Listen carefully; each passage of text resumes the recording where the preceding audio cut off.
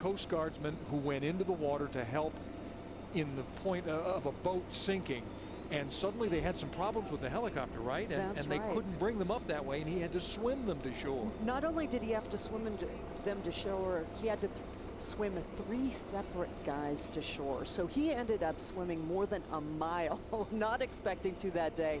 And clearly in all of the gear that he's used to going down, and just like this guy is about to jump down into today. Well, spectacular by the Coast Guard. We're glad that they are a part of this, as they are every Seafair. Now, that's just part of the water sports that are involved here. Yes, overhead, and yes, into the water by the frogmen, but one of our very own has been into the water, and it was not a pretty sight in some cases. No, we're going from the experts who are highly trained to now the novices out on the water. Cairo 7's Gary Horker got to give a try at wakeboarding with a little bit different results than these guys. Is this going to be easy or hard? Today's going to be easy for you. Well, that's easy for Brendan Rose to say. He's a world-class paddleboarder who races in ocean swells and river rapids over 30-mile stretches. But today, he's teaching me in baby steps. The only skill I need to know is how to stand up. How to stand up and be able to breathe and relax. We'll see if I can get the stand-up part right. In the Seafair Stand-Up Paddleboard Championship, paddleboard racers sprint the entire 2.5-mile hydro course. A month ago, I was in Cascade, Idaho, going down rapids and racing through rapids and up rapids. And last week, I was paddling from Molokai to Oahu in a 32-mile race in open ocean swell, which are 6 to 10 foot swell, waves and 30-mile wind that help you actually finish faster. This is a pro sport, Mark. Tommy Bahama, people get sponsored, right? Yeah, they do, and we really love it because of there's a competitive edge, which anybody can relate to, but there's also a very casual edge to it. While we were paddling slowly, a pro wakeboarder ripped past us quickly, and I saw my future. This is a great place to learn. It's a great place to showcase wakeboarding to all the fans here. Leave your arms straight. Greg Nelson with the Hyperlike Wakeboard Company gave me a 2-minute straightforward drill on how to do it. The Seafair Hyperlike competition features some of the best wakeboarders on earth. They had a first time to get out there, right? Getting up was not the first challenge. No, the first challenge was having no concept of steering while being on a direct collision course with a parked boat. I decided not to hit the boat. Trying to steer your own way by forcing the board is a quick crash course in bad results. Whoa. One of the biggest mistakes guys make is we all try too hard. The girls let the cable do the work. Kind of like this woman who happens to be the #1 female wakeboarder in the whole wide world. And that's really the way you should ride. Once, when the blues suddenly shook the lake, I did too, with the worst crash ever. Oh! I'm going to say I was distracted by the Blue Angels. They totally threw off my equilibrium. What do you think? I think that's a good excuse. Well, the next 3 runs suddenly seemed a lot easier. Maybe wakeboarding is a lot like life. Once you stop fighting and forcing what you can't control, you discover balance by letting go. Did I make it look harder than it is? Possibly. On Lake Washington, Gary Horker, Cairo 7 Eyewitness News. Gary tries to end that with poetry. Yeah. But you can't help, sorry, Gary, to just take in that unbelievable sound of you eating it out there on the water. I'm glad you've recovered. I guess recovery is just a long process here. I got to tell you something. Those 2 sports are too cool to let people out there, let my butchery on the water discourage them. Try stand-up paddleboarding. It's a lot of fun. In fact, both of those sports are a lot of fun. Live astride the log boom here, people are really starting to heat up as nobody's complaining, by the way, about the water temperature. Look at the people in the water right over here, over my shoulder. Thousands of people clinging to anything that floats. And, in fact, this guy over here in the classic Washington Bullets George Murison jersey just threw me. This is kind of one of the water sports we're trying. So let's see if we can hit him. Look at this. Hey, Steve, what do you say? Touchdown. Oh, spectacular. Russell has nothing on you, my Right. friend. I think that deserves $86 million, Gary.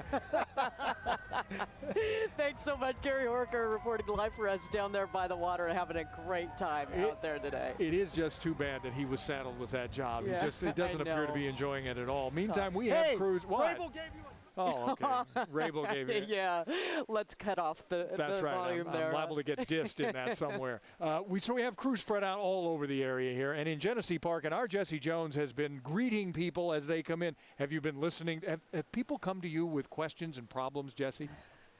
Don't even start with that, Steve. Man, come on, man. Really?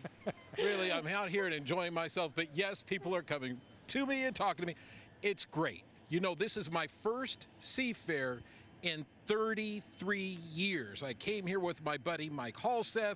We brought all kinds of stuff. And the hardest part about Seafair is getting all of your stuff from the car to the shore.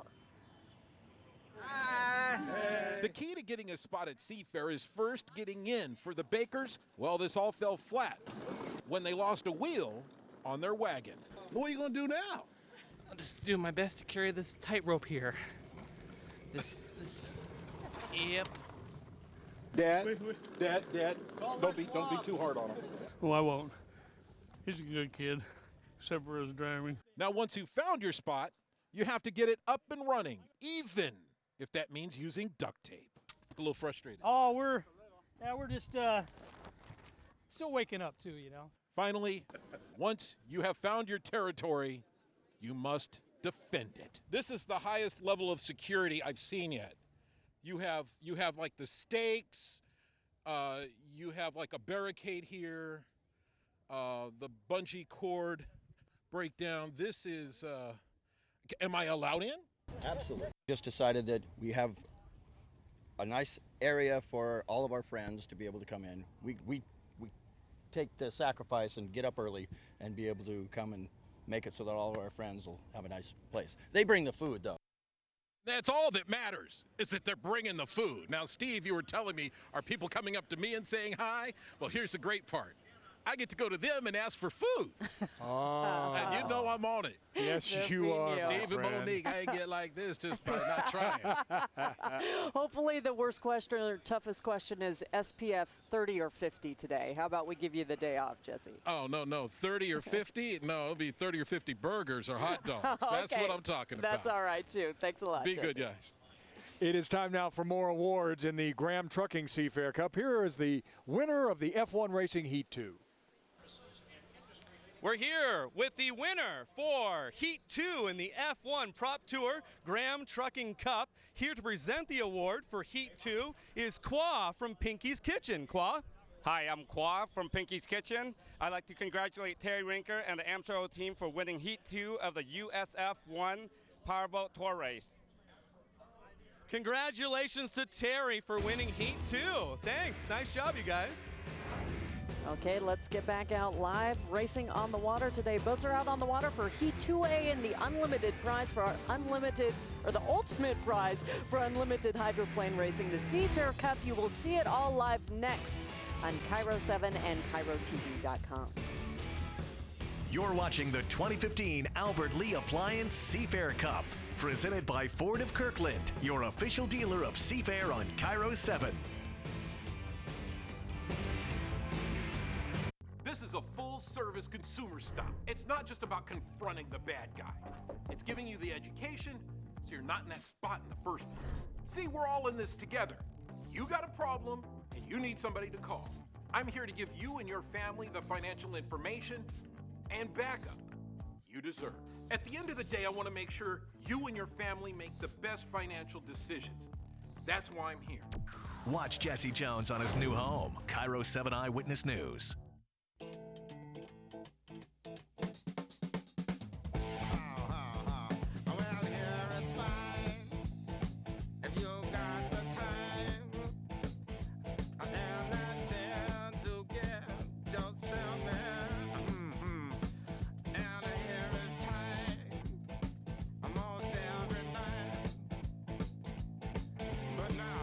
Geico Motorcycle. Great rates, for great rides. When you have big plumbing problems, call day or night. Lynch, we've got another one. Repeat customer. I'm on my way. Call Beacon Plumbing, Heating, and Mechanical for 24/7 same-day service.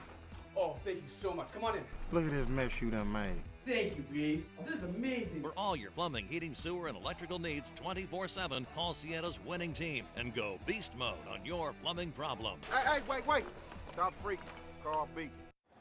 I'm Mark of AARP here at Lake Union to let you know about all of the real possibilities we provide right here in Seattle. Because if you don't think real possibilities in Seattle when you think AARP, then you don't know art. We offer free movie screenings and premieres. Our meetups and seminars help people connect to reach their goals. And we're fighting scams with our AARP Fraud Watch Network. We've got something new here all the time. So get to know us and see all of the real possibilities at aarp.org/Seattle.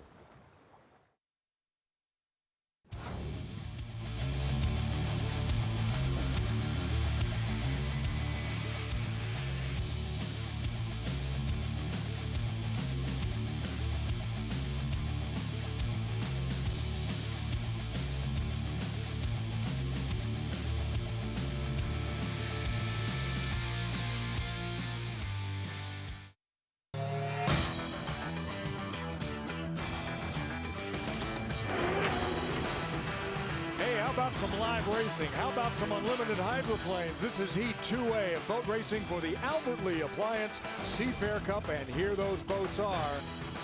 It is George's presents Miss Carstar, Graham Trucking 2, the Elstrom boat, Peters and May, Albert Lee Appliance, and oh boy, Alberto. The boats in unlimited racing, Heat 2A of the Albert Lee Appliance Seafair Cup.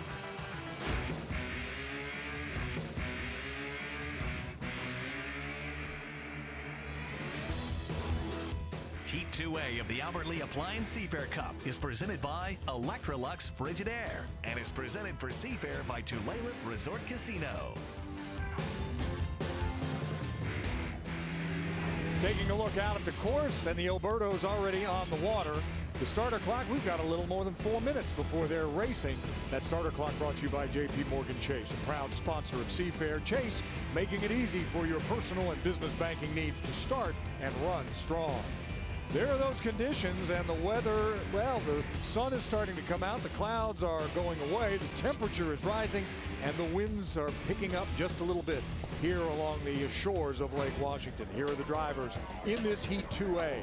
Kevin Ekert in the Carstar, along with Jesse Robertson in the Graham Trucking 2 boat, and then Jean Thierret in the Elam Plus boat, and Alexis Smith has been with him.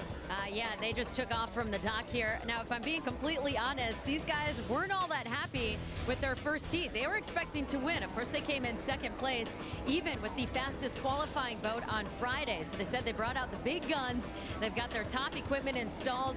They're feeling pretty confident. They were first in the water just like they like to be. They went through all their checks, and they are thinking they are going to come out on top for this heat. They're ready to go. All right, Alexis. Tommy Thompson thinks he's going to come out on top. He's in the Peters and May boat along with Brian Perkins in the Albert Lee Appliance. And there's Jimmy Shane in the Alberto boat. And our Chris Francis is standing by with Larry Alberto on the finger pier. I am with Larry Alberto. In their last year as a sponsor, Alberto, how great would it be to come away with a Seafair win? It would be the biggest closure ever for Alberto in the history of the sport. Everything Art Alberto's done in his company, my dad, I might have to get the team to jump in the water. We'll wait to see that. They set up a skid fin. We hope it's fast in this heat.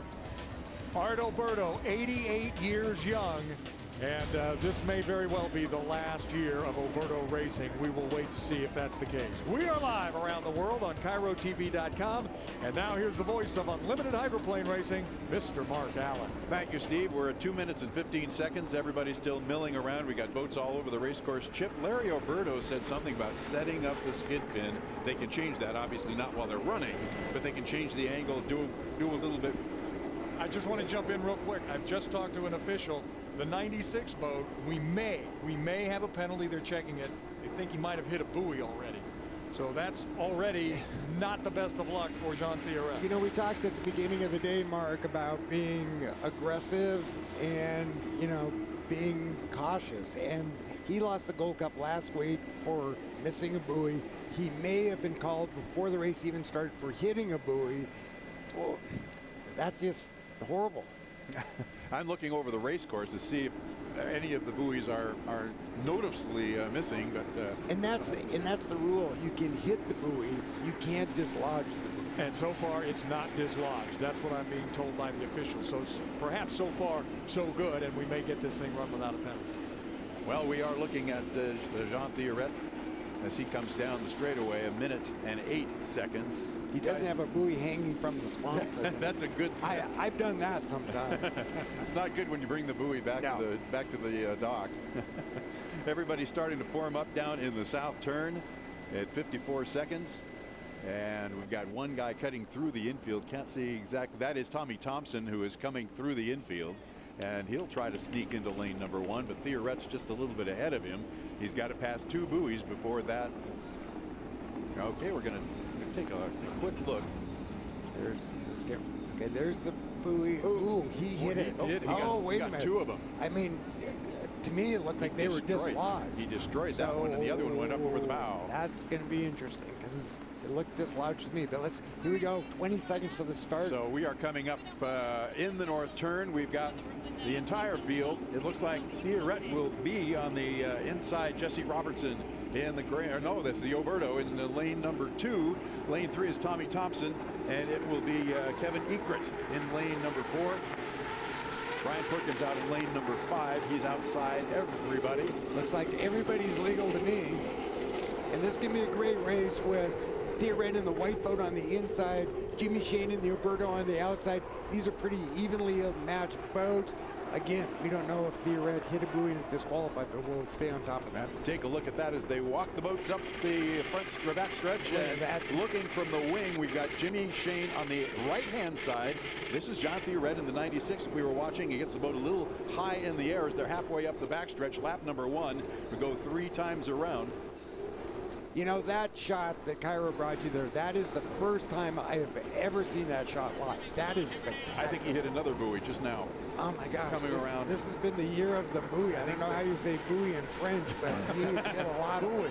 Yeah, buoy. Oh, man. That was a green one. They have a green one attached to the yellow exit buoy, and I think he hit that one as well.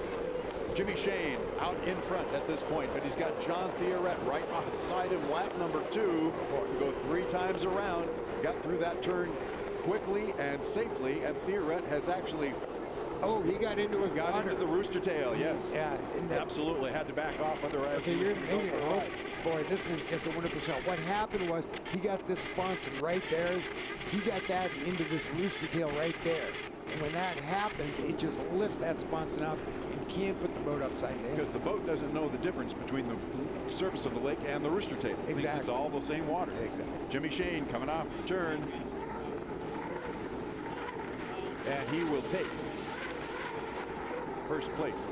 You know, I talked about Jimmy Shane at the beginning of the show. It looks like Theoret's going to physically be second, but we'll have to see if there's another lap. Jimmy Shane is a really nice combination of a poker player. He plays it smart, but he's also aggressive when he has to. I may have lost count. Yes, I think there's one more. Yeah, I think we were talking so much about the buoys and things, I lost count. So this would be lap number 3. Sorry about that. But he has such a lead. I mean, at this point, I just love that shot. And you can see those wakes there. You call those parallel rollers. And the 96, the boat you were just looking at, does indeed have a 1-lap penalty for, I assume, hitting at least 1, maybe 70 buoys. I don't know. It's hard to tell. Well, he hooked a little bit coming around that buoy. He was very, very tight to it, so I think he lost that. But Jimmy Shane across the finish line into lap number 3.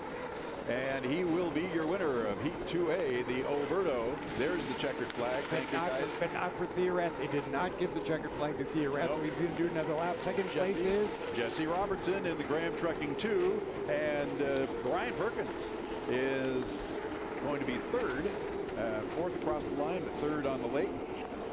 Jesse Robertson has got a ton of talent. I hope he can get some equipment under him to really show it.